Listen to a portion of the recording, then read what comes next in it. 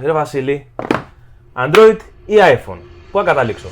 Επειδή σε βλέπω πολύ ενεργό και θέλεις να έχεις ωραία βιντεάκια TikTok και Instagram, εγώ θα σου πρότεινα iOS. Έχει πολύ καλύτερο λογισμικό και πολύ καλύτερη κάμερα. Ναι, αλλά έχω ακούσει ότι στα Android ή με το λογισμικό έχουν κάποια κολλήματα.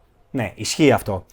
Όμως με το iOS δεν θα έχεις ποτέ κόλλημα μετά από μακροχρόνια σχέση και μετά από πολλή δουλειά. Το κινητό σου μετά από πολλά χρόνια δεν θα κολλήσει ποτέ. Ωραία, καλά μου τα λες γι' αυτό.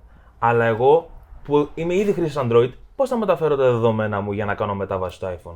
Εδώ ερχόμαστε εμείς. Έρχεσαι στο κατάστημά μας, παίρνεις το καινούριο σου iPhone και σου μεταφέρουμε τα πάντα από το παλιό Android στο καινούριο iPhone. Απίστευτο.